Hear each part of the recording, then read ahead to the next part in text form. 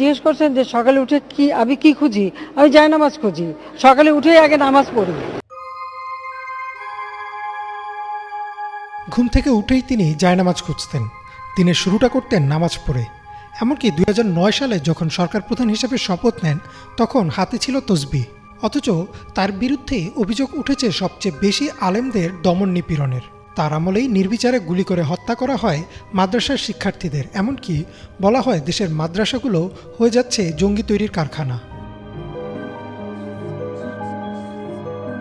সাবেক প্রধানমন্ত্রী শেখ হাসিনার এক সময়ের ব্যক্তিগত সহকারী মুক্তিযোদ্ধা মতিউর রহমান রেন্টু তার আমার ফাঁসি চাই বইতে লেখেন, শেখ হাসিনার সবচেয়ে বেশি অপছন্দ ছিল নামাজি মানুষ।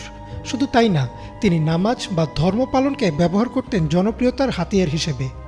একই বইতে মতিউর রহমান রেন্টু লিখেন কিভাবে শেখ হাসিনা লোক দেখানোর জন্য মাইকে ঘোষণা দিয়ে নামাজ আদায় করতেন।